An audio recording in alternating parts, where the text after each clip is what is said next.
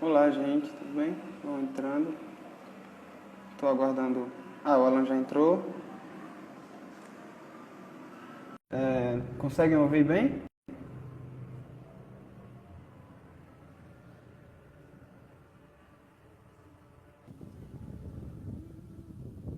Olá, Alan, como vai? Tô bem, e você? Tranquilo. Consegue me ouvir bem, né? Tudo certo? Consigo, e você? Ah, ótimo. Perfeito. Pronto. Eu só vou colocar Pelo o menos aqui fone. tá, né? Beleza. E aí, pessoal, vocês podem dar um feedback sobre a qualidade do áudio? Sobre a qualidade do áudio, do vídeo, se tá tudo certo. Em breve a gente começar, né? Vamos esperar um pouco mais o pessoal entrar. Sim. Mas aí ele vai testando o áudio. O volume tá bom? O que Certo? você acha? Ah, o seu tá um pouco baixo, pelo mesmo problema do teste de ontem. Eu vou tentar falar o mais alto possível. Certo. Então, eu vou, enquanto você for apresentando, Alan, eu vou trazendo o comentário do pessoal no decorrer da live, Beleza. interagindo aqui mais embaixo, entende? Acho que vai ser legal. Espero que sim. Deixa eu botar um filtro também, né?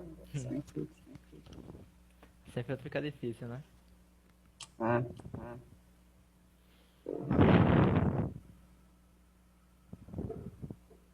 Pô, cadê aquele filtro muito massa? Hum. Você pode colocar o mesmo do que o meu, se quiser. Ah, esse tá bom. Tá massa mesmo.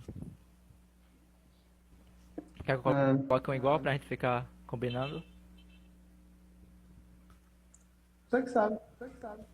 Beleza. Enfim, vamos dar mais um tempinho, né? Deixa eu ver quanto tempo. Mais uns 5 minutos para a gente iniciar? Tudo bem. Tá, espera mais um pouco, pessoal. Vocês que estão assistindo, tá tudo bem assim com o áudio, com o vídeo? Tá tranquilo? Os efeitos atrapalham alguma coisa? Deem um feedback que será interessante.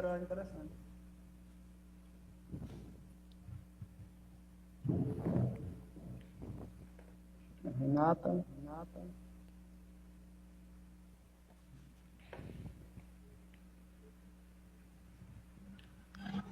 Então, para o pessoal que está chegando, a gente está dando um tempo limite para iniciar. E aí, Renata, tudo bem? Tá me escutando bem, Renata?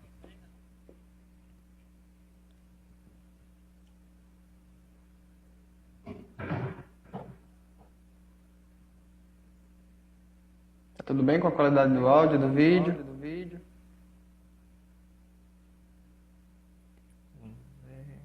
O meu?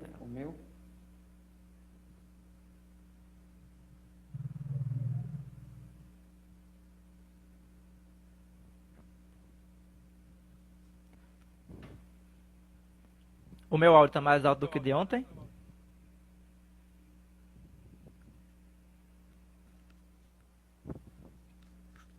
Como eu troquei o fone, talvez seja isso, né? Ah, que massa. Fico feliz. Não tem mais diferença de um pro outro. Beleza. Fica olhando o tempo aí, Pascoal, por favor. Certo?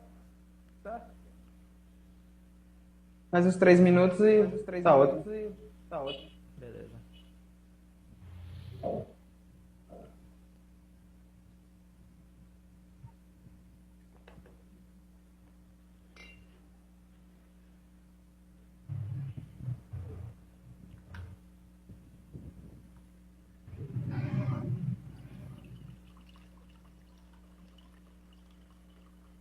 Eu me arrependo de não ter pego um café, caralho. Tem que estar pronto, pô. Oxi. Não, eu não tô mais tomando café não. Tô tomando água agora. Tomei café necessário.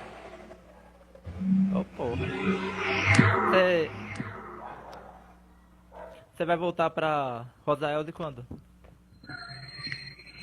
Bicho, provavelmente quando passar essa doideira, né? Beleza. Quando eu tiver aula de novo. Até porque não faz sentido eu ficar transitando de estado para estado. É foda. E aí, já deu Pessoal que está exercício? entrando, a gente está dando um tempinho aqui para iniciar. Não vamos demorar muito também.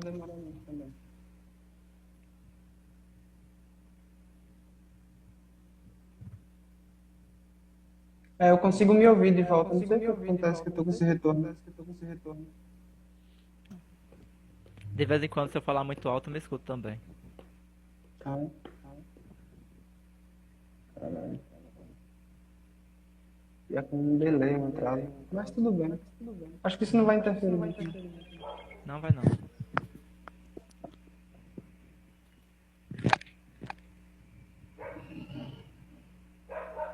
Dois minutos, Alan.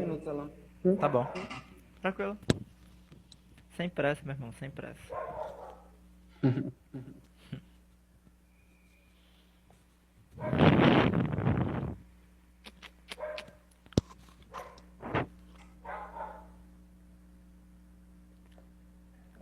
Tá perguntando se vai ter live sua, Pascoal. Sim. Eu tô pensando assim em fazer. E aí? É, Matheus? Eu estou pensando em fazer uma leitura da política atual, principalmente das últimas ações do Bolsonaro, a partir do texto do Maquiavel. Rapaz, você não sai do Eu penso Maquiavel, é bem fazer impressionante, isso. né? Entra Deleuze, sai Deleuze, vai Dilton, sai Dilton, vai pra canto e sai pra canto, mas o Maquiavel nunca sai de você. A política não deixa, velho. Infelizmente. Isso aí. Mas é legal, eu gosto de ler Maquiavel. Sim, sim. Ah, tem que evoluir, né, Meu Matheus? jeitinho. Ah, lá, é. Ai, ai.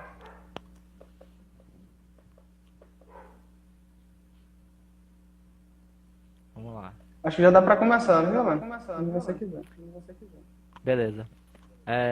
Matheus, tá dando pra me escutar, beleza?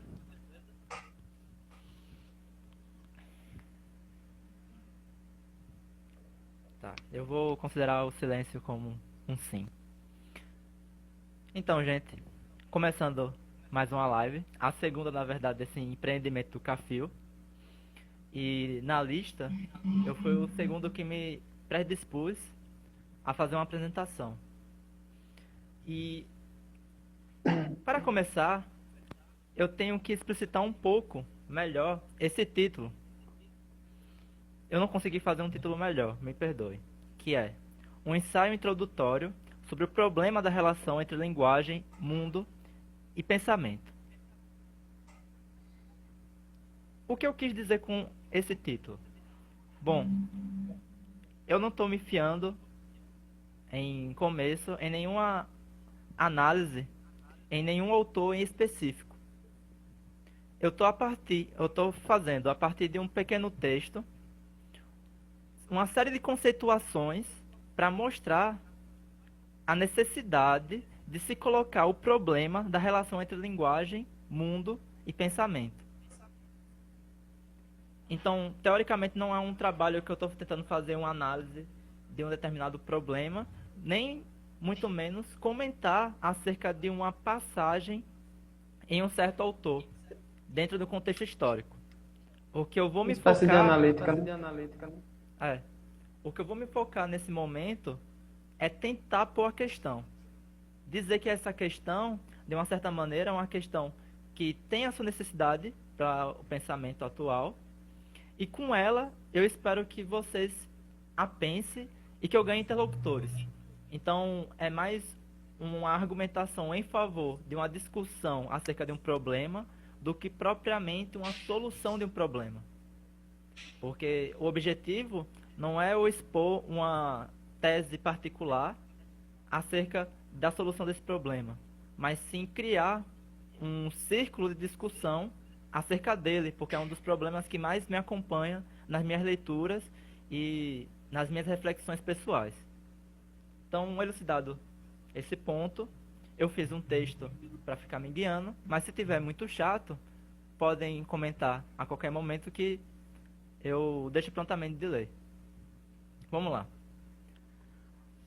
Uma questão que sempre me acompanhou desde uns 6, 7 anos atrás é: como pode um conjunto de rabiscos no papel predizer algo futuro acerca da realidade?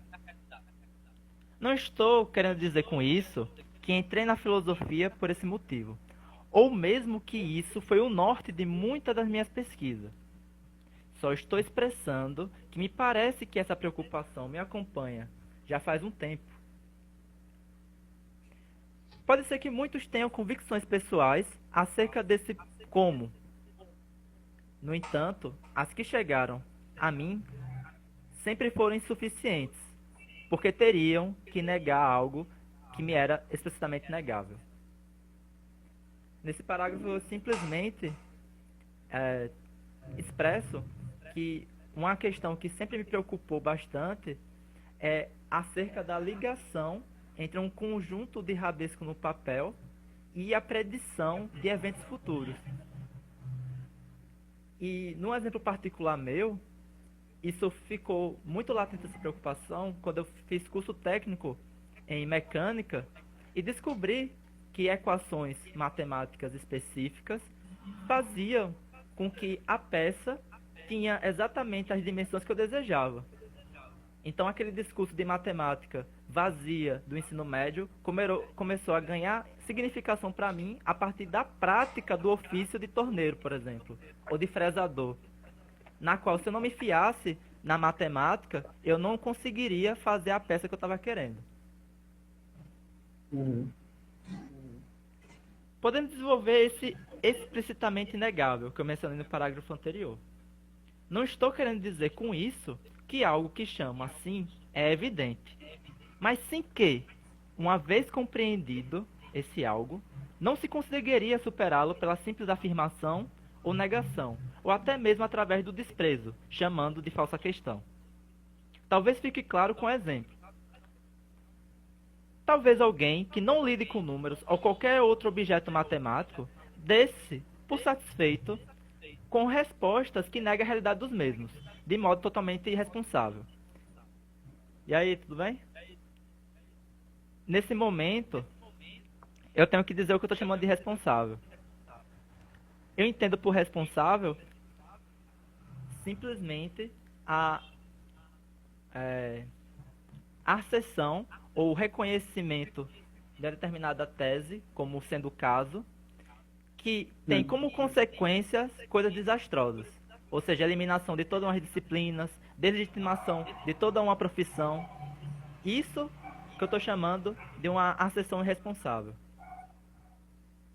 Alguns que estarão preocupados com outros fenômenos, para afirmar a universalidade de suas teses, irão fazer isso sem protestar.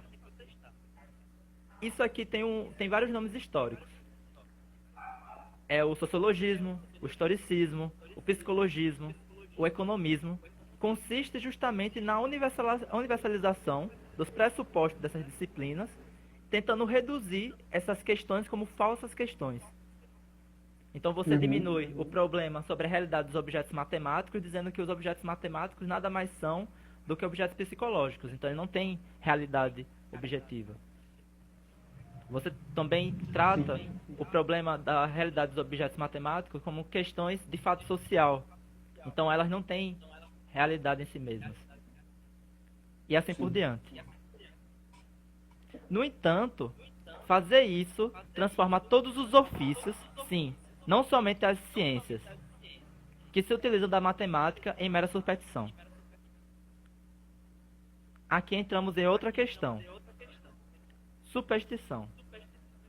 Não estou entrando no mérito acerca das visões do mundo balizadas por signos de valor cultural, mas sim o esvaziamento da prática fora do campo simbólico.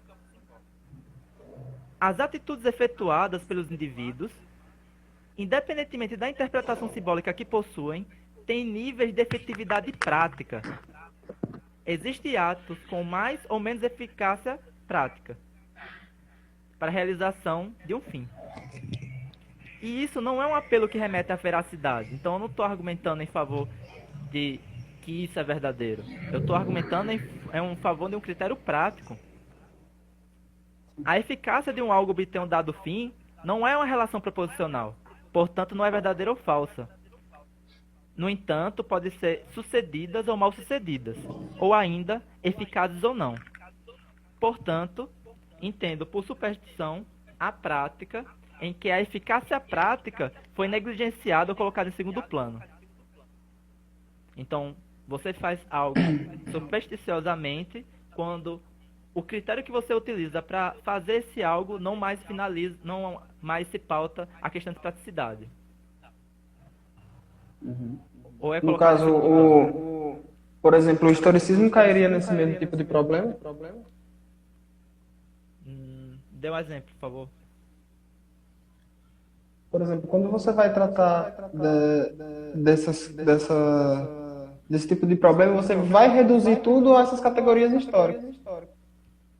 Entende? Não tem como você lidar necessariamente com uma certa predição de fenômeno dessa forma, tomando isso como pressuposto. Entende? Sim, sim, sim, perfeito. Esse é o Então, problema do meio que historicismo. reduziria o historicismo a uma espécie de superstição, né? Pelo menos os seus fundamentos. É, exatamente. Perfeito. É isso mesmo.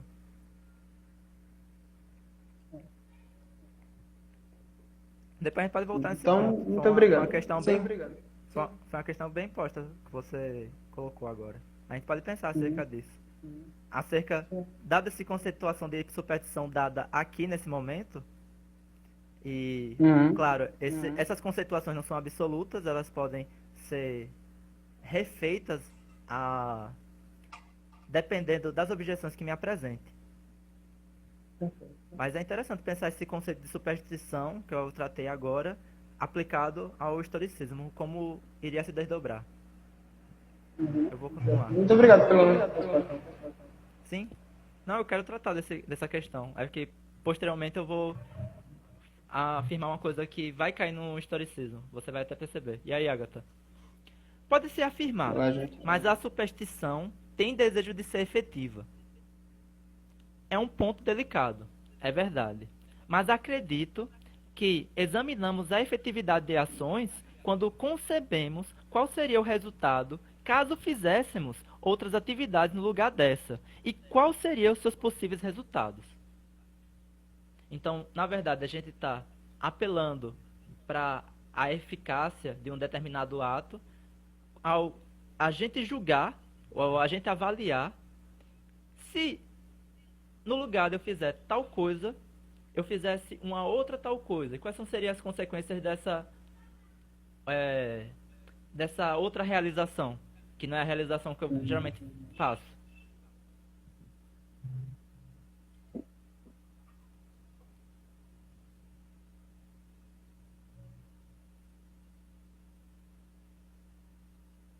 Questionando de fato qual a razão de queremos fazer as coisas do jeito que fazemos.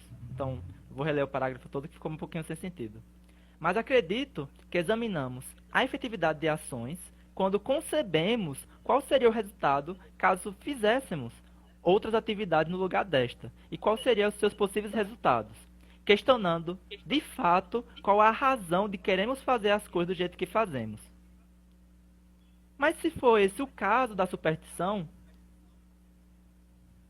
quando ela deseja ser efetiva, meio que a questão na qual estávamos desviando retorna, mostrando que essa superstição é, na verdade, uma concepção de uma hipótese filosófica. Se ela é ad hoc, não importa nesse sentido, porque é consequência no sentido mais próximo do lógico do que do causal. Essa parte específica no meu texto, ele trata da seguinte coisa. Existem meras atitudes que a gente faz sem se questionar o porquê nós fazemos, e existem certas atitudes que a gente sabe a razão de por que está fazendo. Se você aplica o conceito de superstição até mesmo para essa segunda questão, para mim, na minha acepção, o que você está caindo é numa hipótese filosófica. Então, nesse caso, alargando um pouco o conceito, uma astronomia bem fundada não seria uma superstição. Porque você sabe exatamente as significações dos signos que você está atribuindo e como você está interpretando e por que você está interpretando. Não se trata mais de uma superstição. Você está optando para aquele campo conceitual e interpretando as coisas a partir desse campo conceitual por uma adesão às razões da astronomia. Isso é uma hipótese filosófica. Você pode avaliar a partir de critérios filosóficos agora, não mais a partir de critérios práticos. A gente cai no que a gente chama no campo do especulativo. Eu espero que não tenha sido muito abstrato o que eu acabei de falar. Foi um pouco. Astrologia. Ela não tá E astronomia também. Eu ia Porque trazer a pergunta, a questão do mapa. Porque, meramente, a distinção entre superstição e hipótese filosófica não se deve à doutrina em si. Se deve ao sujeito que aceita as teses de uma doutrina. Por exemplo, eu posso ser supersticioso em relação à ciência. Eu posso acreditar nas teses científicas sem ter razões práticas para dizer o porquê eu acredito nelas. Nesse esquisito eu estou sendo supersticioso. Uns exemplos claros que eu posso dar é você pesquisar no YouTube debate entre leigo que acredita em ciência e um astrônomo ou um astrólogo / terraplanista. A questão é, como esse leigo é somente supersticioso, ele não tem como dar razões de por que ele adere àquelas doutrinas. Ele simplesmente adere. Agora, as razões de por que ele adere é questão de disciplina de humanidade. Tranquilo. Mas eu aproveitei e dei essa elucidação acerca dessa conceituação. Obrigado mesmo.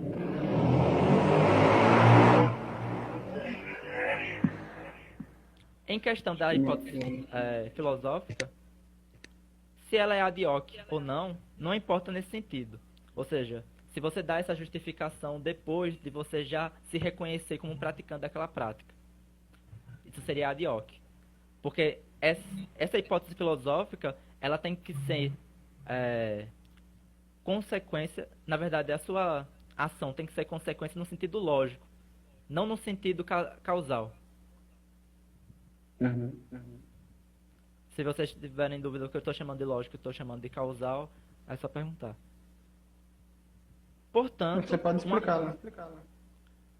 Uma consequência lógica, você pode entender de duas maneiras. Você pode entender como dado um certo enunciado a partir de transformações ou regras de inferência concluir outros enunciados, ou uma relação de consequência entre um conjunto de afirmações e uma outra afirmação da seguinte forma.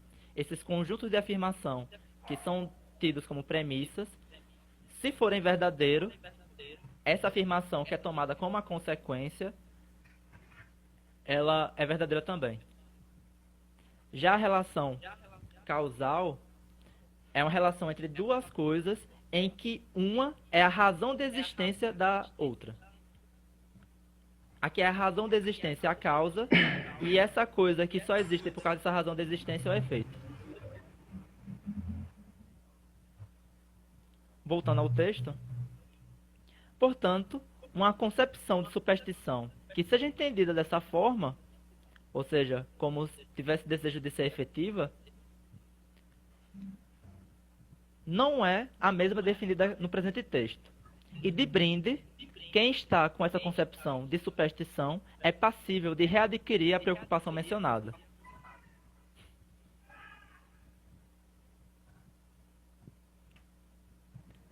Nesse momento, parece que eu estou defendendo a existência desses objetos, o que não é o caso, porque eu estou dando um exemplo da existência dos objetos matemáticos. Até o presente momento, estou colocando a necessidade da questão a partir de um exemplo. No exemplo, pode-se ignorar a questão ou respondê-la de maneira irresponsável, mas isso não terá como consequência, um obscurecimento de uma atividade reconhecida como legítima ou útil. Esse conceito de legítimo ou útil eu estou pegando na acepção comum. As pessoas reconhecem comumente que a matemática é útil. Tá tendo retorno, não sei porquê.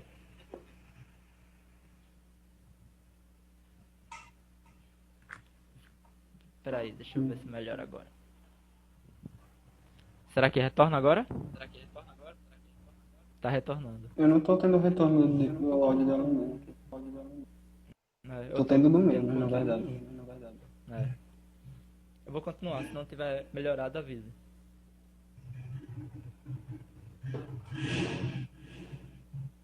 Assim, para que essa consequência não seja efetivada, ou seja, o obscurecimento de determinada área, devemos tratar de tentar responder essa questão satisfatoriamente. Necessidade que acredito que foi sempre percebida por muitos grandes pensadores. Mas, voltando à questão, então por que introduzi-la? Primeiro, se a gente conseguir entender o como, podemos criar ou descobrir, dependendo da concepção de filosofia do conhecimento que você tenha, dispositivos a partir da resposta desse. Aqui existem duas suposições. A primeira consiste no fato em que se perguntar o como é assumir que o conteúdo da questão é dado como acontecimento, ou como ocorrendo, ou como fato. Eu ainda não aderi a uma metafísica da realidade, então eu não sei o que há debaixo da linguagem, se é acontecimento, fato ou ocorrência. Ainda, talvez, quem sabe. Ou seja, geralmente quando eu pergunto como é tal coisa, eu já assumo que aquela coisa é. Eu estou perguntando as razões daquela coisa ser. Então, meio que eu já assumo o conteúdo da questão como sendo o caso, como acontecendo. A segunda pressuposição é assumir que a partir de uma concepção filosófica que dê conta de um problema dessa espécie, podemos produzir tecnologia no sentido mais abrangente do termo. Esse sentido mais abrangente do termo é o seguinte: cálculo é uma tecnologia. E não se trata, teoricamente, de um dispositivo mecânico ou eletrônico, mas sim uma combinação gráfica de sinais. Mas é uma tecnologia.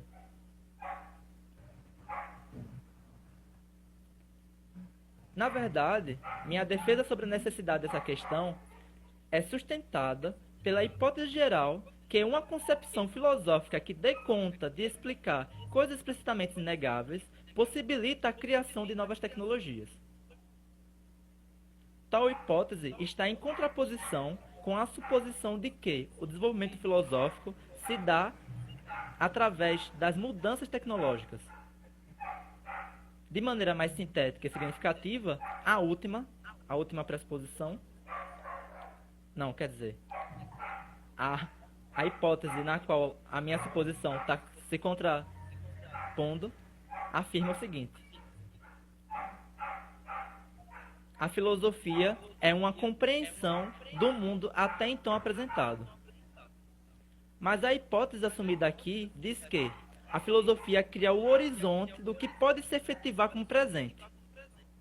Em um lema, filosofia não é compreensão do apresentado, mas sim criação do apresentável. Então, a partir do desenvolvimento filosófico, a partir de uma discussão filosófica, no debate filosófico, você cria horizontes de possibilidade de desenvolvimento histórico.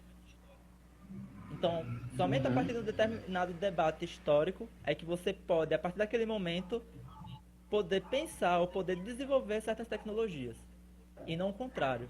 Não é a descoberta de novas tecnologias que condiciona o cenário de debate filosófico.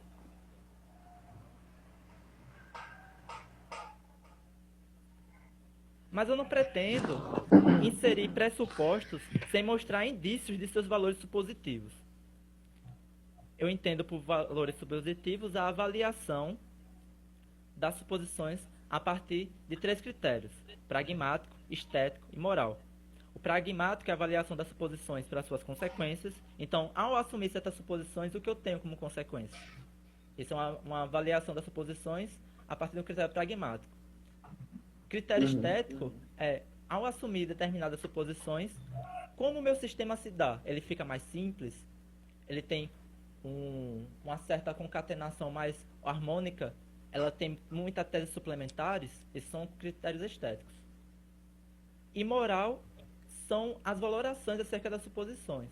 Tipo, ao eu aderir a uma determinada suposição, será que a consequência que eu vou adquirir não vai ir contra meus valores? Um exemplo bom é, se você aderir ao determinismo físico, o que você tem que assumir é que você não tem liberdade. E esse estranhamento que você não tem liberdade é um critério moral. É uma contradição entre o seu valor, que os seres humanos têm liberdade, e é uma consequência da suposição da determinação física. Não é nenhum critério estético e nenhum critério pragmático.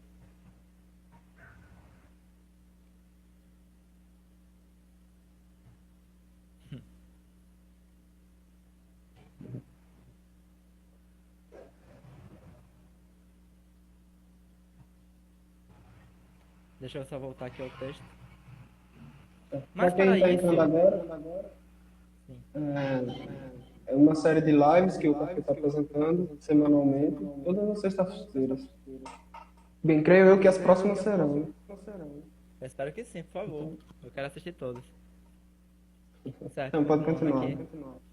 Pode fazer pergunta, fica à vontade de fazer pergunta. Eu tô só me guiando no texto porque no texto eu consegui concatenar melhor as ideias. Ficaria melhor do que fosse solto, eu acredito. Mas se tiver chato também, pode comentar aí que eu tento outra maneira de abordagem.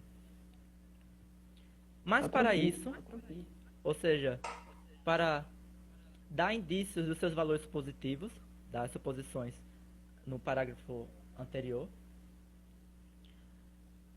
eu tenho que reformular a questão.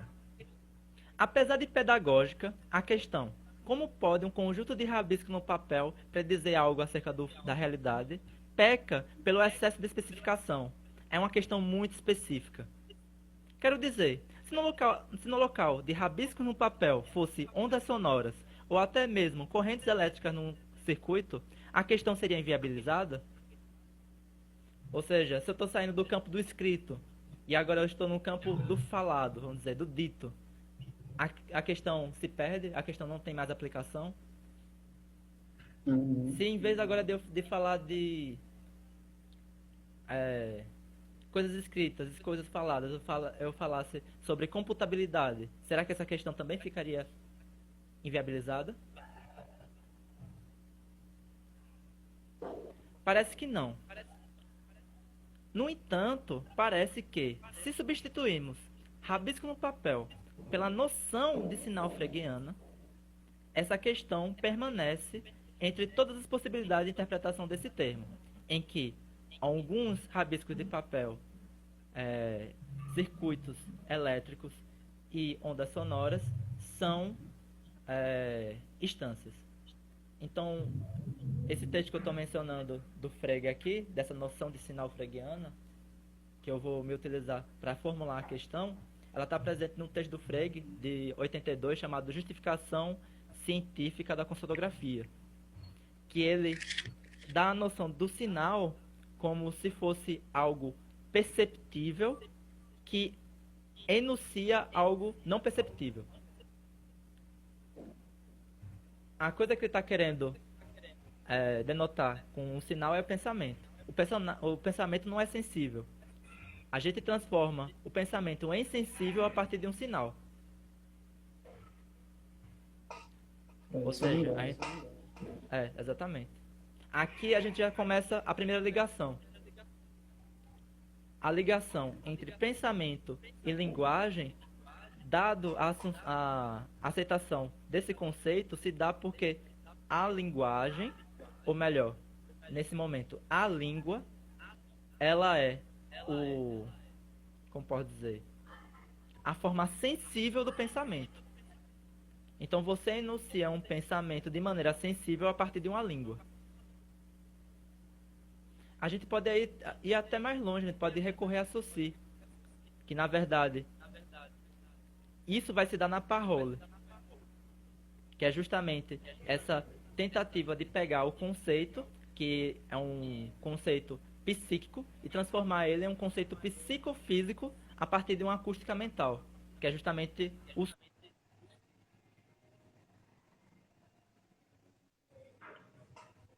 Deixa a internet aqui. Deu problema.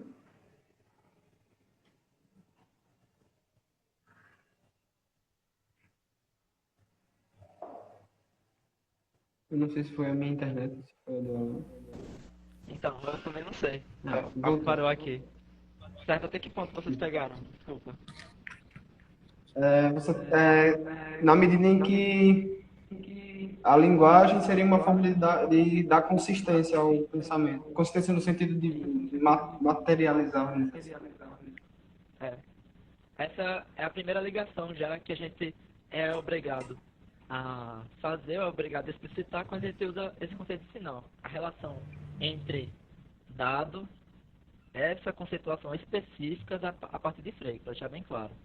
Pode ser que a partir de uma outra conceituação, de um outro autor que você prefira, essa ligação se dará de uma maneira diferente ou até mesmo não exista. Como eu falei anteriormente, existem autores que são psicologistas assumidamente, são historicistas assumidamente. Então, esse ponto específico é a língua, realmente, como a materialização do pensamento, como o Pascoal colocou. Tá um pouquinho ruim a qualidade tanto do vídeo quanto do áudio. Será que diminuiu porque Só para te caiu? alertar. Certo. O que eu Então, posso fazer, você acha? Você acha que eu tenho que sair para você me chamar de novo? eu não sei se será útil, entendeu? É, Mas tá voltando ao normal. beleza. Se tiver incompreensível, é só dizer. Não tá ok. Agora já voltou. Era só pra você não continuar falando, Certo. sendo que tava sem entender nada. Continuando. Mas tudo bem, pode Assim, continuar. Beleza. Assim, por conveniência e comodidade, reformulo a questão da seguinte maneira: como pode um conjunto de sinais, num papel, predizer algo futuro acerca da realidade? Assim sendo, o valor da primeira suposição é indicado pelo uso de linguagens formais em ciências preditivas. Por ciências preditivas, eu estou entendendo física e química, pelo menos. E tais linguagens formais consistem, entre outras características, em conjunto de sinais. E o seu uso nessas ciências, entre outras utilidades, é justamente a predição de acontecimentos futuros. No entanto, o valor da segunda suposição não é tão simples de fornecer indícios, pois envolve a criação de uma narrativa acerca da produção histórica do discurso abstrato e sua ligação com o desenvolvimento de doutrinas que desenvolvem tecnologias. Então, o trabalho de mostrar indícios da segunda suposição é bem maior, exige um trabalho bem mais consistente e longevo. Deixa eu só colocar um pouquinho de água. Objetivo que não irei tentar realizar nesse trabalho. Nesse sentido, confesso que existem dois escopos de necessidade dessa questão, a depender de quais das suposições são aderidas. A de menor escopo, que aceita somente a primeira suposição, afirma a necessidade da questão para ciências preditivas, que é para a física, para a química e para a matemática e lógica. Vou adicionar essas duas. A mais abrangente, que envolve a aceitação das duas suposições, afirma a necessidade da questão para qualquer discurso que pretende, de alguma maneira, dizer a realidade. Então, para qualquer discurso, se você assumir as duas suposições anteriormente mencionadas, que de alguma maneira tem pretensão de falar acerca da realidade, vai ter que responder à questão como é que os sinais podem predizer acontecimentos futuros. Poderá se objetivar o porquê desse procedimento desenvolvido até o presente momento. Minha resposta é que se trata da recolocação da questão como uma preocupação que ainda nos atormenta. Geralmente, uma questão tem surgimento e desenvolvimento histórico, e sua reexaminação e reavaliação constante, mais se deve ao entendimento que pertencemos a uma cultura que teve uma história e que se desenvolveu de uma determinada maneira, e por isso carregamos os frutos desses debates anteriores. Autores como Gilbert Ryle, nos seus artigos A Teoria da Significação, de 57, e Categorias, de 53, e o autor chamado Mário Ariel Gonzalez Porta, por meio de muitos dos seus artigos a respeito do surgimento da filosofia contemporânea, nos fornece uma interpretação dessa origem e transformação desse debate. No entanto, para continuarmos a abordá-los, nós temos que encontrar as razões de sua geração e mudança estrutural. Aqui, subitamente, eu estou me apropriando de uma distinção entre diacronia e sincronia, também presente do texto do Saussure. Só que eu estou ressignificando ele. Ao a gente fazer esse estudo histórico que nós na filosofia estamos constantemente acostumados, o que a gente está preocupado é com a análise diacrônica. A gente está tentando entender o desenvolvimento de algo a partir da sucessão temporal. Então você pega um determinado objeto e você, a partir da sucessão temporal, você vê como esse objeto está se modificando. Numa relação diacrônica, você analisa a simultaneidade. Você fala, a partir de um tempo determinado, sei lá, você pode estipular o ano até. Você pode estipular, não precisa ser o presente. Mas bora pegar o presente como exemplo. Dado o presente, como é que esse objeto que eu estou analisando se relaciona com outros? No primeiro exemplo, o que eu estou tentando entender é um desenvolvimento histórico desse objeto. No segundo momento, eu estou tentando entender ele no presente e como ele se dá e se liga e surge a partir de outros objetos que também são contemporâneos a ele. Então, no primeiro é um desenvolvimento histórico e surgimento de desenvolvimento histórico, e no segundo é uma geração e mudança no sentido estrutural. Então, esse texto, ele se figura a colocação na questão, pelo menos, não, na verdade, no segundo sentido, estruturalmente, não a partir do ponto histórico. E com isso, eu termino o texto, porque o texto em questão só visa a necessidade de colocar a questão, uma vez que eu acho que a live serve mais para um debate do que propriamente do que uma exposição de uma tese. Aqui, nesse presente texto, o que eu tentei argumentar é por que se colocar a questão e quais são as consequências, dadas as suposições que eu coloquei, de certas respostas. Uhum. Perfeito, perfeito. Muito obrigado, Alan. O pessoal pode fazer perguntas aí sobre o tema. Poderiam ter feito. Alguém quiser comentar alguma coisa sobre o tema?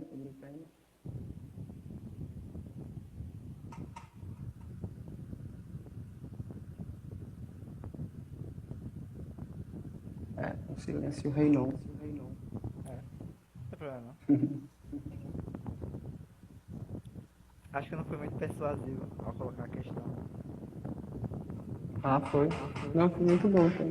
Eu ainda fiquei mais ligado naquela questão do historicismo. Sim, pode colocar. O historicismo é um dos interlocutores desse problema. Sim. Uhum. Na verdade, Não, porque realmente, como você fala mais de ciências compreensivas, que explicativas, né? Meio que a linguagem vai ter que se dar de uma outra forma. Assim eu penso. Pelo menos certos pressupostos vão ter que ser adotados de uma maneira diferente, principalmente com relação ao objeto. Uma dúvida que eu tenho referente a esse tema, e você sabe mais do que eu, porque você estudou um historicista, é como eles explicam a linguagem. Qual é a relação entre linguagem e pensamento com o historicista, por exemplo? Então, bem, eu não cheguei a ver a parte da linguagem propriamente dita, quando eu li o Dilthey, por exemplo. Mas eu acho que, claro, eu não vi onde ele trata propriamente dito sobre isso, né? Mas eu tenho pistas de que parece que A materialização não é bem no campo da linguagem, mas existe uma categoria metafísica, que é a vivência, né? E as relações entre os objetos e a própria materialização dessas coisas. Os enunciados são da ordem psicológica mesmo. Pelo menos é como me parece. Eu não sei exatamente, sabe? Sim.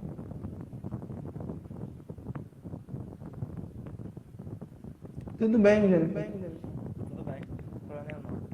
Obrigado por ter assistido. O problema de se reduzir a, a entidades psíquicas é colocado historicamente. E você pode ver essa problematização em várias formulações, mas o problema principal consiste em que associações psicológicas elas não são necessárias.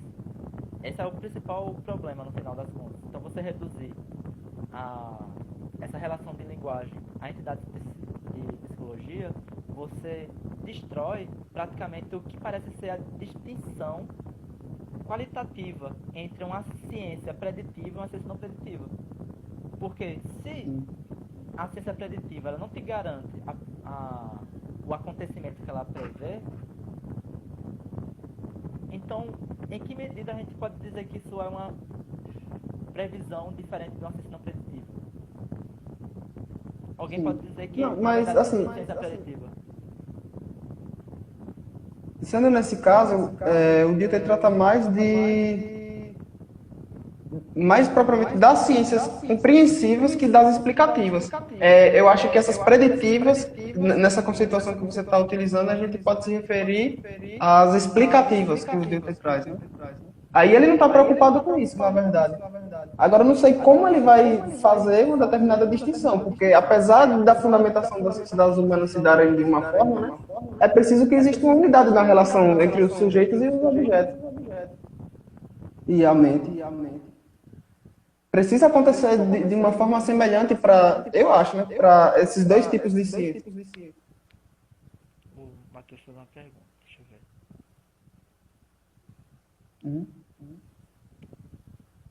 Alan, esse problema já é tratado como uma análise sobre a efetividade da linguagem.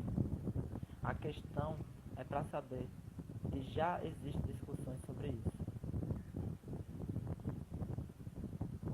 Não, já existe discussões sobre isso. Veja, foi o que eu disse no final no último parágrafo. Eu vou fazer uma distinção que talvez faça mais sentido para você. É aquela distinção entre surgimento do problema e conceituação lógica do problema. O que eu tentei fazer aqui não foi a conceituação histórica do problema, o surgimento histórico do problema, mas sim uma formulação acerca da gênese lógica do problema. Vou colocar assim. Eu não coloquei nesses termos, coloquei em termos estruturais. Seria mais ou menos aqueles exemplos que você vê em todos os manuais ou, em certa medida, em todo o começo de uma obra teórica acerca de uma determinada disciplina. A questão, do jeito que o autor coloca, não é a gênese histórica da questão, é a gênese lógica, é a validade da questão apesar da sua historicidade. Então, veja, por que será que hoje a gente não está mais debatendo acerca de ideias? Porque, de alguma forma, o debate se transfigurou de entidades psicológicas mentais, que são as ideias, para entidades objetivas, que são como posso dizer, entidades linguísticas. Então, meio que a gente não consegue continuar a discussão do problema da modernidade, porque as nossas conceituações e preocupações mudaram. Então, logicamente falando, elas não se restabelecem. E, ao se restabelecerem, elas são reconceituadas em termos linguísticos. Então, você pode trabalhar com ideia nesse campo de discussão que a gente está tratando hoje, mas você vai ter que colocar esse termo ideia e redefinir ele em termos linguísticos, coisa que provavelmente você não vai encontrar em Descartes ou talvez num empirista moderno. Eles não estão colocando esses termos aí em questões linguísticas. É o contrário. Na verdade, a linguagem significa porque ele é indício de uma ideia. O Descartes, ele faz essa relação. Você quer saber se você tem uma ideia, basta saber se você tem uma palavra para a coisa. Então, a palavra serve como um indício para uma determinada ideia. Então, se você está mostrando uma certa relação entre signos linguísticos, é porque você está demonstrando uma certa relação de ideias. É esse espelho da modernidade. Agora, uma outra questão que eu estou colocando nesse texto é o seguinte. Tem um debate contemporâneo, não entra exatamente no meu ponto, porque eu estou tentando argumentar que é uma preocupação que todas as áreas que se esbarrar em algum momento com esse problema vai ter que fazer. A filosofia analítica, de uma certa maneira, que é o que existe no debate atual, ela conseguiu fragmentar as discussões. Então, tem como você não cair nessa questão acerca da linguagem, porque você agora estuda outra coisa. Mas o que eu estou preocupado é em teorias que explica de uma maneira totalizante a realidade. Então, visões de mundo totalizantes. Eu posso pegar, por exemplo, a constituição do Habermas. Que o Habermas vai dizer que a pós-modernidade ela se divide em 4 tradições que não conseguem refutar umas às outras, que é a fenomenologia, que é a analítica, a psicanálise marxista, ou marxismo psicanalítico. Desculpa, não sei o termo exato para traduzir. É o termo em alemão. E o terceiro, e o quarto, desculpa, o estruturalismo. Então, essa são visão de mundos totalizantes, todas as 4 são totalizantes. Você tem uma análise do mundo acerca de um viés psicanalítico marxista, você tem uma análise do mundo a partir de um viés fenomenológico, você tem uma análise do mundo a partir de um viés analítico, e você tem uma visão de mundo a partir de um viés estruturalista.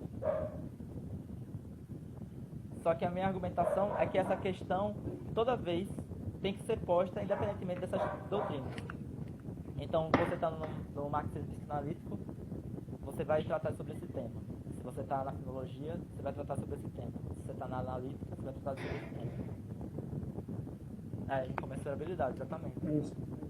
É isso mesmo. Eu acho que ele falou isso no discurso sobre a modernidade. Uhum.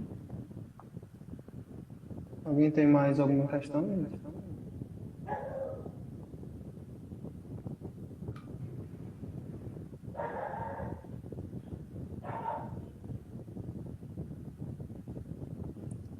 Esperar um pouquinho por causa do delay entre os nossos dispositivos e os outros. Sim, voltando ao Dilthey, o problema que surge a partir do Dilthey, que não é a partir do Dilthey, me parece... Beleza. Não, na verdade... Não, eu só tentando ouvir. Sim. Na verdade, esse texto é para incentivar vocês a discutirem sobre esse tema, porque mais importante do que escrever sobre é ter interlocutores acerca desse tema. Eu estou colocando a necessidade da questão para meio que criar uma certa tradição, vamos dizer assim, acerca do problema do tema contemporaneamente. Criar um eixo sincrônico, como eu disse anteriormente. A gente só tem eixo histórico. Veja, nós discutimos acerca do mesmo objeto, mas não pode se comunicar, porque eu estudo, por exemplo, o problema da relação entre linguagem, conhecimento, linguagem, mundo e pensamento a partir da Alemanha do século XIX. Eu não consigo conversar com a mesma pessoa que está lidando com esse mesmo problema a partir dos modernos, entendeu? O eixo diacrônico não permite essa conversa. Realmente. Mas se nós todos debatemos a partir de uma gênese lógica e tentamos responder essa questão a partir dessa gênese lógica, como eu estou colocando, eu estou entendendo gênese lógica simplesmente a partir de uma concepção de filosofia da ciência. O termo que eu usei é a partir de relação estrutural. Eu Sim. coloco que, na verdade, todos nós, ao criar nossas próprias teorias que visam explicar a realidade, nós precisamos pelo menos essa minha argumentação desse texto, tratar sobre esse tema. É quase um desafio. Eu estou colocando a necessidade da questão. Da mesma forma que Descartes, ao escrever Meditações, mais do que dar a resposta, ele colocou a questão. Historicamente falando, a importância de Descartes é mais a questão do cogito, a necessidade da questão do cogito, do que propriamente todas as outras 4 meditações. Apesar de as outras 4 meditações serem a filosofia de Descartes. Mas a primeira e a segunda colocam a questão. Qual é a questão que o Descartes coloca na primeira e segunda meditação? Que o cogito é negado.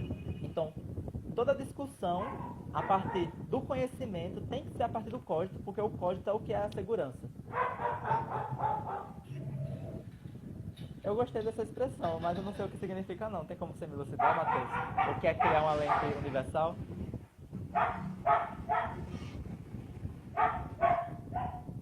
Deve ser assim, um certo tipo de conceituação que consiga unificar esses pontos que são tão distintos. Eu vou pegar um exemplo que eu acho que também é paradigmático. Heidegger, do primeiro e segundo capítulo de Ser e Tempo. O que ele está fazendo ali?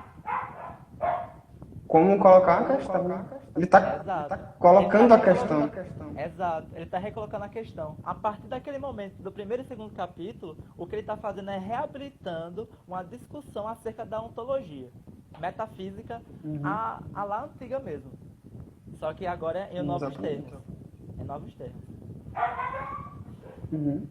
Isso é interessante, porque, no caso, essa linguagem comum que o Matheus acabou de comentar, ela vai surgir a partir disso. Traçando os critérios de como você chegar, ou pelo menos como colocar essas questões, essa lente comum que o Matheus falou, ela pode ser desenvolvida, né? Mas, infelizmente, não sou tão otimista, não. O que eu só estou tentando fazer nesse momento é simplesmente alguém esteja tratando sobre o mesmo problema. Mesmo que, sei lá, Matheus fale acerca de uma pressuposição de filosofia da ciência, ou seja, ele pega uma leitura de Kuhn e tenta explicar a relação de linguagem e mundo a partir de Kuhn. E Agatha, por exemplo, a partir da economia. Como se dá a relação de linguagem e mundo a partir da economia? A gente pode não se entender, mas pelo menos a gente está criando um eixo de solução contemporaneamente juntos que está debatendo sobre esse tema. Eu realmente não acredito que a gente se entenda não sobre esse tema aí. É uma pretensão grande, né? É. Megalomaníaca, na verdade. Com certeza. Ou não, né? Às vezes é uma pretensão pequena. A gente fala tanta besteira porque a gente não escreve sobre. Realmente. Cara, tipo, eu posso estar ofendendo toda uma tradição. Mas tem artigos de analítico que eu vejo muitas vezes as teses que estão afirmando nos artigos serem coisas que a gente conversa no nosso dia a dia no Cafio. O que muda? Simplesmente a efetivação do documento.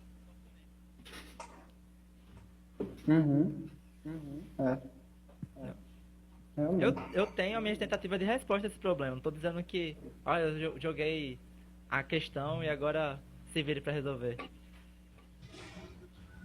Agora, o problema não é somente dar a resposta, mas também promover o debate com outras respostas concorrentes. Até porque minha resposta é muito defeituosa. Sim, deixa eu ver. A Agatha comentou uma coisa. Frequentemente, quando converso com vocês no café, eu percebo que apesar de estarmos debatendo os mesmos textos, não estamos nem de perto a falar sobre as mesmas coisas. É isso mesmo. O trato que a gente dá no texto é diferente. Nossas pressuposições filosóficas, no final das contas, são diferentes. O jeito que eu leio Kant está orientado às minhas pressuposições filosóficas. O jeito que você lê o Kant, você tem as suas preocupações filosóficas. A gente meio que deforma o autor, de uma certa maneira, para ele lidar com os problemas que nós mesmos estamos interessados. Veja, você acabou de dizer, eu não sei como o Dilthey explica como se dá a relação entre tá acabando linguagem, a live, mundo e pensamento. Beleza. Então tranquilo. A gente abre outro. Não, só se tiver novas questões, né? Alguém mais quer fazer questão?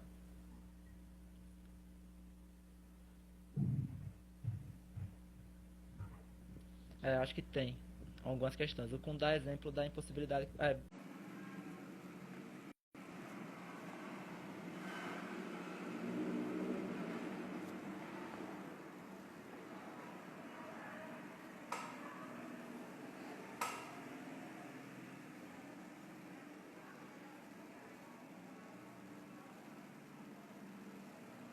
Olá, gente.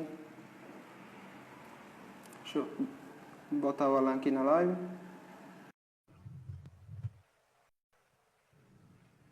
Pronto, perfeito. Deixa eu ver se o Alan consegue entrar. Aí. Eu só queria que vocês recolocassem aquelas questões anteriores. Verdade.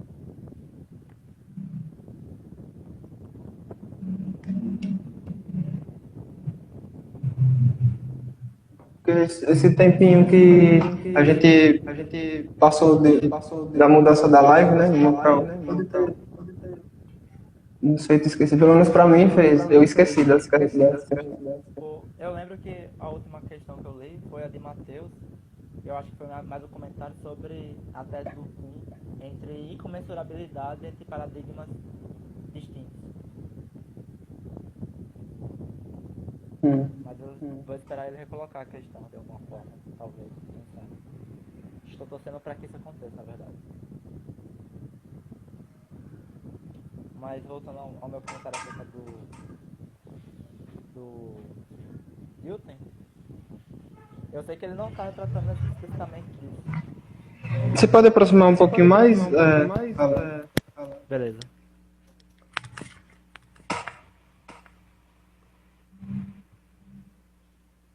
O Matheus falou. Sim, na real foi um apontamento.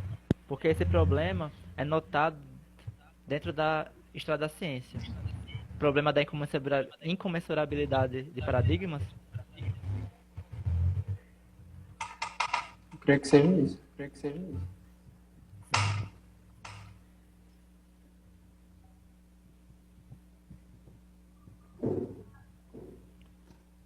Eu até acho meio interessante essa constatação acerca da incomensurabilidade dos paradigmas, porque nós, pelo menos uma parte de nós, para não dizer uma grande parte de nós, sempre estamos criando narrativas de justificação de por que nós somos melhores do que os anteriores. Isso é muito interessante. Nossa ciência é melhor, nossas explicações acerca do mundo é melhor. Nossas visões acerca da totalidade é mais sofisticado. E essas teses assim, elas servem justamente para derrubar essa concepção de avaliação entre gerações.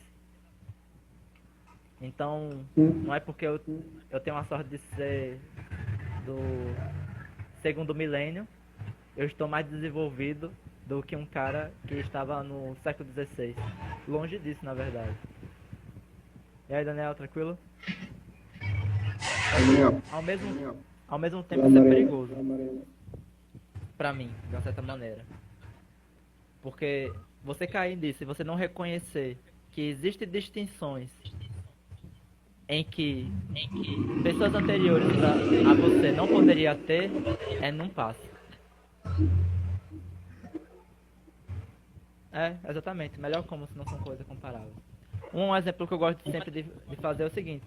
Será mesmo se a gente pegar Aristóteles, e é um experimento mental, será mesmo se a gente pegar Aristóteles e dar todos os dados acerca da realidade que nós temos hoje, ele não criaria uma teoria que justificaria todos esses dados?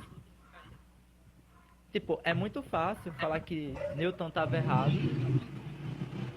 quando ele não teve acesso à prova empírica que refutou ele, entendeu? Isso é muito interessante.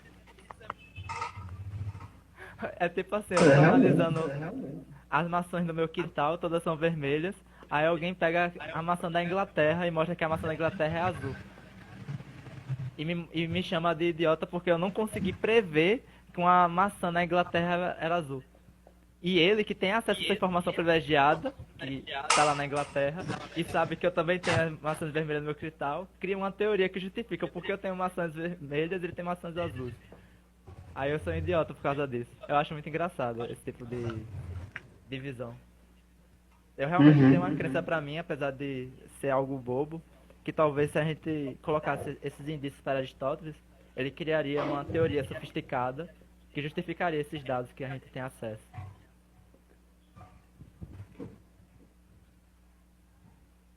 Na verdade, o Aristóteles ia virar comentador. O que você acha? Eu não sei. Eu tenho pra mim que Aristóteles é um puta cientista, assim. Porque você só tá trazendo informações de agora pro tempo dele, entendeu? É, exatamente. Ele ainda tem aquele conjunto de enunciados do tempo dele. É, perfeito. Ainda Ele só teria, ia né? readequar, ele só ia readequar vamos dizer, os conceitos deles a esses dados. Como a gente faz geralmente? A gente faz isso com ele. É, a gente faz assim com O eles. caminho inverso a gente faz bastante. Por exemplo, o trabalho que eu propus fazer de fazer uma certa leitura das ações de um determinado governante a partir de um determinado autor do passado. É só o caminho inverso desse experimento mental que ela propôs. Sim, eu concordo. Essa live tá tão boa que vocês deviam. Em alguma medida, isso aí não é falso, porque bora lembrar que o livro Alpha da Metafísica é a primeira história da filosofia, vamos dizer assim, é, que os historiadores assumem, né? Realmente. Meio Quando que ele não é vai noção. tratar das categorias. Exato. Ou, na verdade, as causas.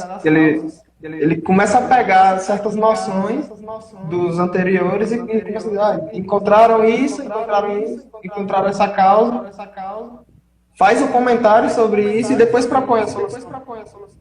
A questão, ao se colocar esse fato, é se perguntar o porquê. Por que fazer isso?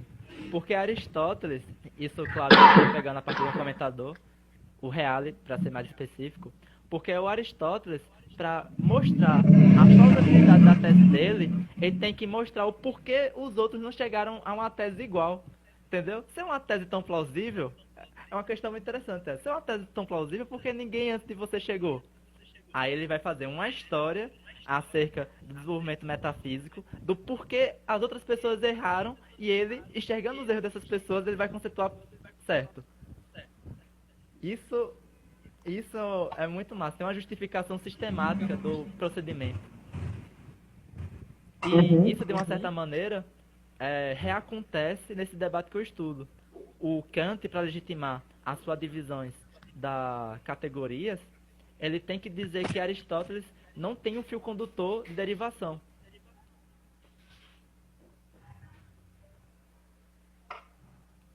Fia, mas deixa eu contar pra você, viu?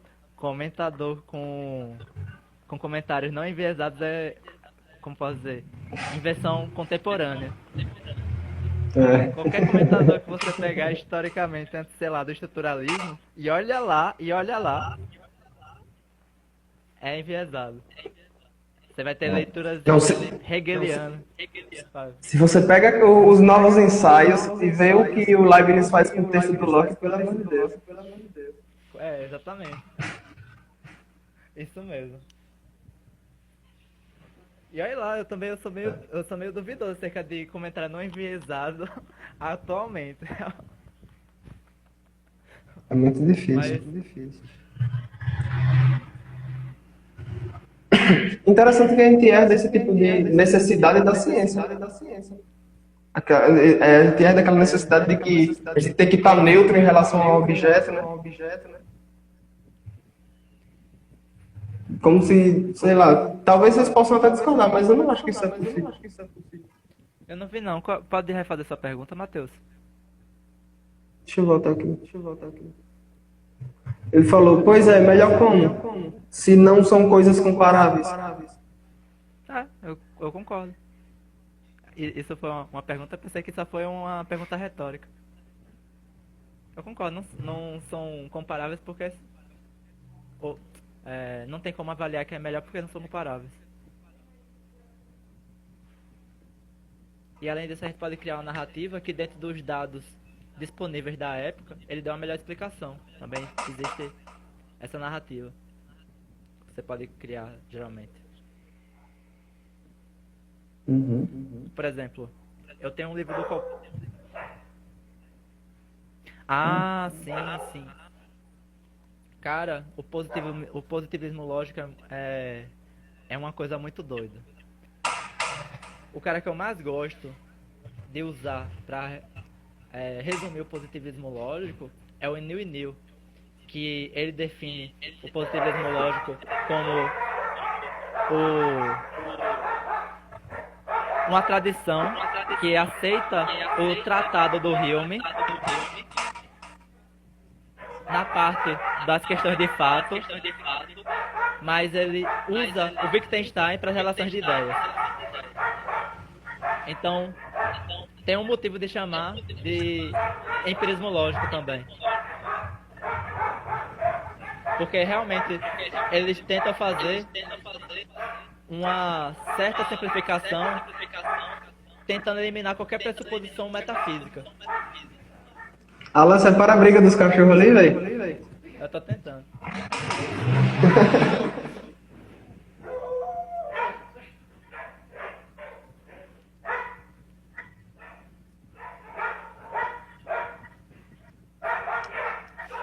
Depois, você gravou a outra live, o Stories? Vai ficar disponível nos memes. Vai ficar disponível durante 24 horas, se você tiver interesse. Sim, é foda mesmo esse cachorro. Não, mas Aqui é um menino pisando na laje. É. Mas voltando lá ao positivismo lógico, eu acho que ficou difícil de entender. O Neil Neal simplesmente afirma que essa tese é a aceitação do Tratado do Hume para as questões de fato, com a aceitação do Wittgenstein para as relações de ideias. Por quê? Porque o que eles estão tentando fazer é uma eliminação da metafísica. Porque a metafísica, como não é uma linguagem, vamos dizer assim, que não se pretende a falar sobre o estado de coisas, ela é a linguagem que permite falar sobre o estado de coisas, ela não tem sentido. Então ela não tem como ser verdadeira ou falsa. E para eles não ter como ser verdadeira ou falsa é uma coisa sem sentido. Mas na posição do Carnaby, por exemplo, eu fiquei muito surpreendido.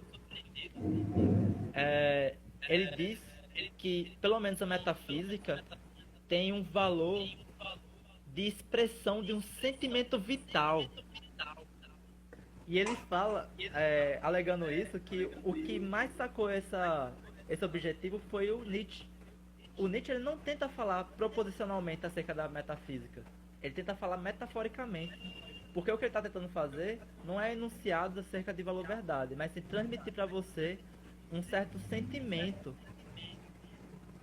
E toda a metafísica bem feita pro Carnap consiste nisso. Então, pelo menos no Carnap, é um positivismo lógico porque a metafísica não tem espaço no discurso científico, entendido como um discurso com sentido, e com sentido entendido como sendo dotado de verdadeiro ou falso. Mas ela tem esse valor de exprimir esse sentimento vital. Por exemplo, eu fico imaginando ele lendo Sartre, que fala que a gente é condenado a ser livre. Isso aí não tem um valor científico, você não constata isso a partir de experimentos. Mas de alguma forma, quando você lê, você fala, porra, é foda, né, velho? A angústia de decisão machuca.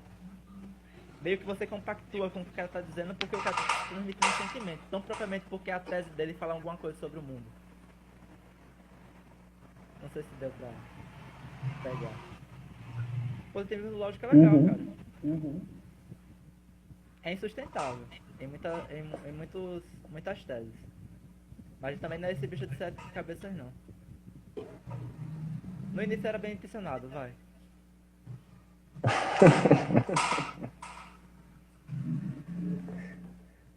Cara, esse microfone tá aí. Alguém tem mais alguma pergunta sobre a apresentação?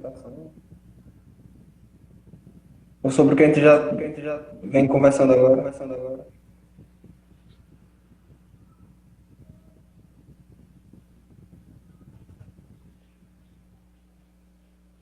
Nossa, todos são.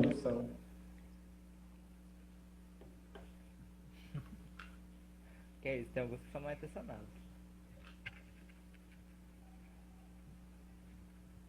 Dá pra emendar outra apresentação? Como assim?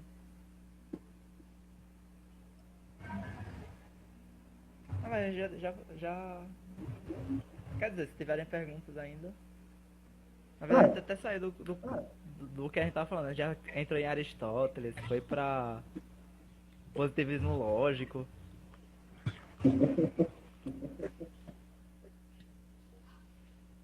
É só continuar a pensar mesmo, né? É um ofício estético mesmo. Nós somos pensadores, diga aí.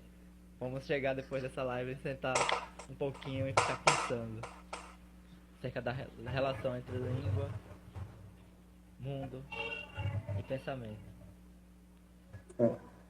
Enquanto o mundo se acaba ainda, a gente faz nossa parte. Pensar. Mas escrevem textos sobre esse tema. Claro, se vocês ficarem convencidos acerca da necessidade desse tema. Se não... É. Ah, é importante, realmente, né? Eu achei.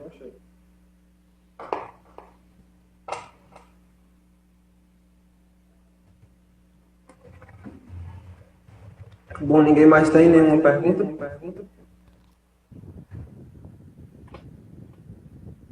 Se vocês não tiverem, não vai ter outra apresentação não, Mariana, que eu vou tomar uma.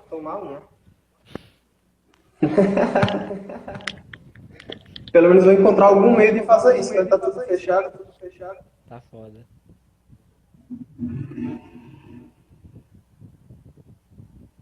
Por que não é algo muito crível?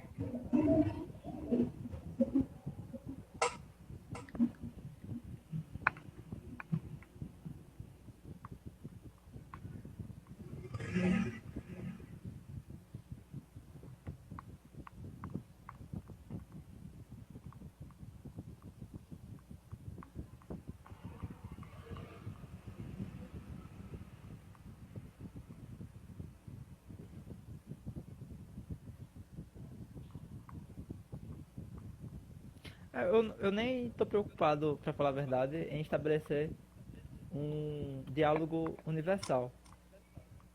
A questão é que até mesmo as outras áreas... Não, deu sim.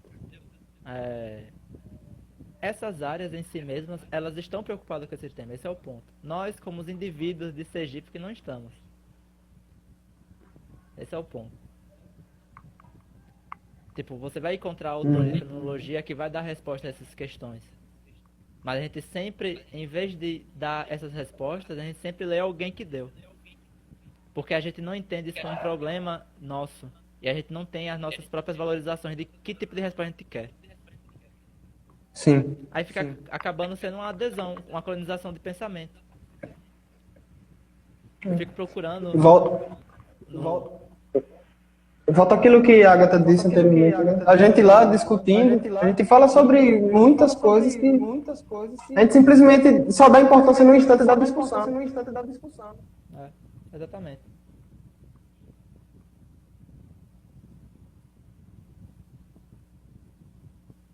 Deixa eu ver aqui. Eu acredito, de uma certa maneira, sendo um pouquinho... que o principal motivador de criação de teoria é a comunicação acerca de uma determinada constatação que o autor teve. E para elucidar essa constatação que esse autor teve, e essa constatação ela é no sentido mais abrangente que você assumir. Não pode ser uma constatação acerca da própria vida, uma constatação acerca da realidade humana, uma constatação acerca sobre a questão de fato. Ele é obrigado a criar um eixo conceitual, e cada eixo conceitual vai dividindo cada vez mais, e cada conceituação tem problemas. E aí, meio que o resto da vida dele, ele tenta resolver os problemas que foram colocados pela maneira que ele se expressou para falar aquilo que ele constatou.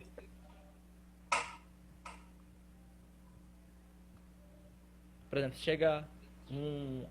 Você consegue constatar uma coisa nova acerca da realidade. Que você acha que só você notou. Você já leu autores contemporâneos e você percebe que eles nunca trataram sobre esse aspecto em particular. Como é que você vai descrever isso? A partir da nova linguagem. Só que essa nova linguagem que você colocar e você for colocar em palavras, ela vai ter consequências. E isso vai gerar certas dificuldades em você. Então, meio que você vai passar a escrever textos para resolver esses problemas que a sua própria conceituação criou e para mostrar que ela ainda é melhor para explicar aquela coisa que você notou. Aí vai criando uma teoria cada vez maior, cada vez maior, cada vez maior. Porque esses autores viveram o quê? Escrevendo durante 40 anos. A gente só escreve durante 2 dias, a gente desiste já. É interessante vocês pegarem os primeiros escritos de Descartes para você ver como é engraçado. São frases de no máximo 2 linhas com coisas super engraçadas. Dê uma olhada depois, é engraçado pra caramba. Se eu puder. Onde eu encontro isso ali? Ah, tem uma coleção de. Eu mando o livro. Tem uma coleção de textos de Descartes, traduzido para o inglês. Aí tem essas. Como é? Passagens filosóficas antes da publicação do primeiro livro. Eu não lembro exatamente o termo que dá, não, mas eu repasso para vocês. É muito engraçado o que ele escreve em 2 linhas. Eu acho muito curioso. E geralmente esses filósofos também, eles têm um diário, que ele ia escrevendo certos insights que ele tinha, e depois na escrita do texto ele tentava harmonizar. Por exemplo, um principal viés de estudo do Kant é justamente entender o desenvolvimento da crítica da razão pura a partir de um diário que o Kant escreveu durante toda a vida. Que, por filologia, eles estruturaram e numeraram e dataram cada uma das passagens. E aí tem gente que consegue estudar o seguinte, que o Kant teve uma fase fenomenológica, só que ele abandonou em prol de um idealismo transcendental. Porque aí você percebe as colocações das questões do Kant conforme as reflexões que ele escreveu nesse diário. Sim, sim. Beleza, eu vou mandar sim. Deixa eu ver se tem mais alguma pergunta.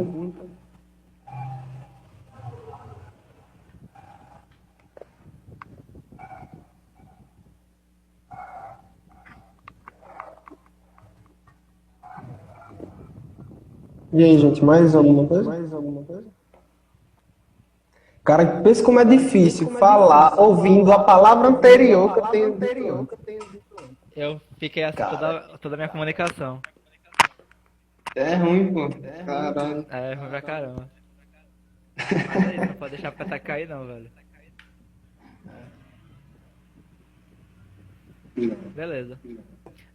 A questão principal que eu pensei que vocês iam fazer, vocês não fizeram. Que qual é a minha resposta, né?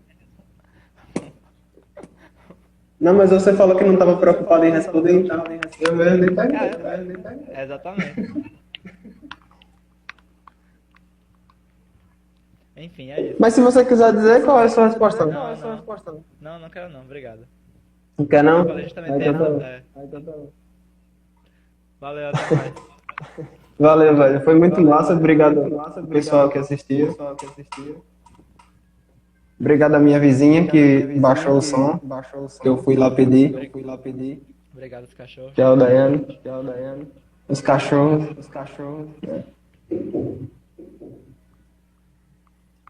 Então tá bom. Valeu, gente. Até logo. Valeu, Alan. Muito obrigado pelo texto. Muito bom mesmo. Tchau, gente. Vou desligar agora. Até mais.